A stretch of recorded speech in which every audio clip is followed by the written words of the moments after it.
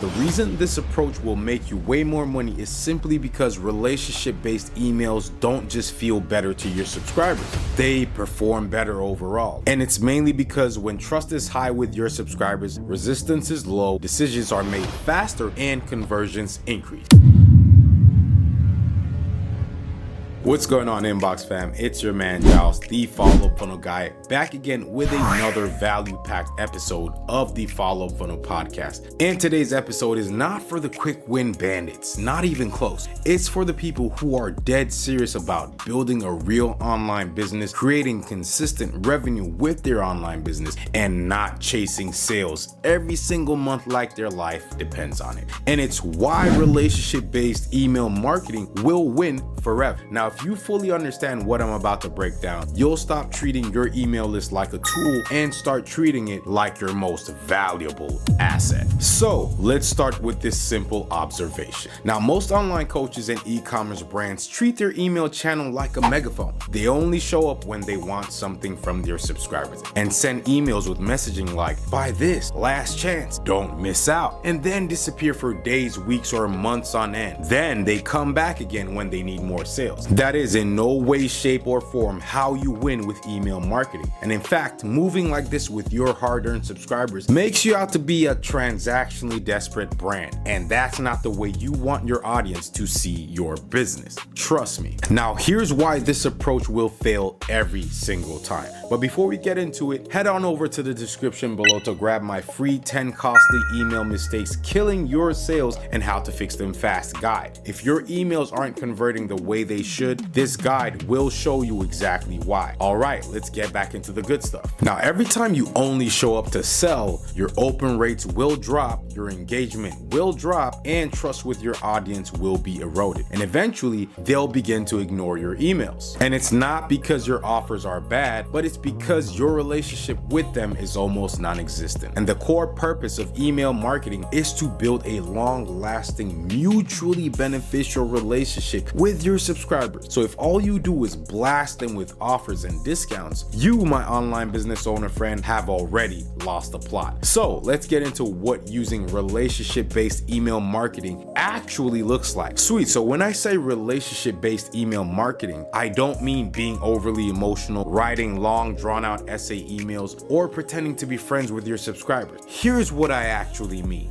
Provide your list with consistent, valuable, relevant content that builds trust over time. That's basically it. If you want to use relationship building email marketing successfully, you're going to have to follow these 3 key principles. But right before we jump into them, be a good sport and hit the like button if you're getting any value from this episode, and feel free to drop any questions you may have in the comments below. My goal with this channel is to provide as much value as I can to my audience so they can crush their email marketing goals. All right, let's continue. Key pillar 1, consistency. Now, you need to show up regularly and not just when you want money from your subscribers. Key pillar 2, relevance. You should only talk about things your audience actually cares about. Key pillar number 3, trust. You always want to deliver value before asking for anything in return. That's how you trigger reciprocity. Now, the reason this approach will make you way more money is simply because relationship-based emails don't just feel better to your subscribers, they perform better overall. And it's mainly because when trust is high with your subscribers, resistance is low, decisions are made faster, and conversions increase. You see, when trust is high, people don't need to be convinced. They only need to be pointed in the right direction, which is buying your product or service. Wink, wink. Now, I want you to deep this for a second. Once someone trusts you, you don't need 7 urgency emails, fake scarcity, or to aggressively sell them on your offer. 1 email in this situation will probably do what 10 emails couldn't do before, which is to drive sales without being pushy. Now, I'm going to explain the compound effect of doing all this the right way. And here's where your efforts will really start to multiply. As you continue to communicate with your list, every email you send is not just a message to them. It's It's a deposit into a relationship. And over time, that deposit compounds so much that when you do finally make an offer, the most obvious decision for your subscribers is to buy it. Now let's flip it the other way around. Let's say you didn't bother to build a real relationship with your subscribers. Here's how that would turn out. You'll be forced to rely on discounts, false urgency, and constant promotions, which erode trust and profits over time.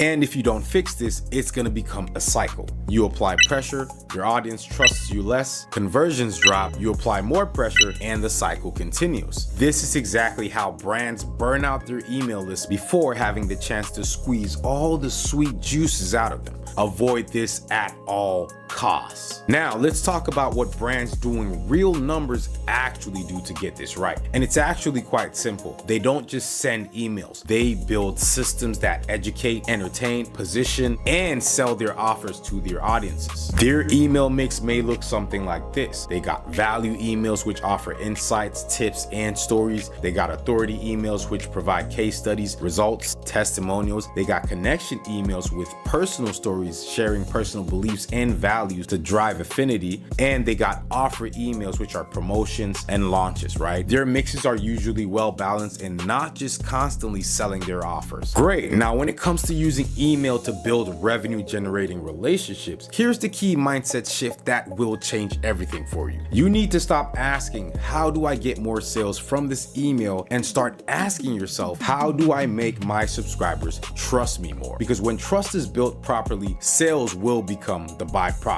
Trust me, I've seen this happen too many times as an email marketer over the last 5 years. Someone comes in with a solid product, a decent email list, and strong potential, but they only send promotional emails with no relationship building psychology. They email inconsistently, and worst of all, their emails have zero value outside the offers they're promoting. And they wonder why email marketing doesn't work for them. But once they shift their approach and begin to add more value, more connection, and a better structure, now all of a sudden they start getting better results over time. And their open rates, click rates, and conversions will improve in a very big way. And it's all because now their subscribers actually care because they showed them that they cared first. All right, so if this episode inspired you to want to take some action, but you're unsure of what exactly to do, here's a simple roadmap you can follow. Number 1, commit to sending emails consistently, at least 2 to 3 times a week, depending on the size of your list. Number 2, stop only showing up when you want to sell your offers. Number 3, focus on relevance over volume. Talk more about what your audience cares about than just talking. And number 4, think long-term and not quick wins. If you follow this, I believe you can completely change the results you get from your email marketing. Now, if you want to go deeper to discover how to really up sales for your email list, then you can go grab my free guide, The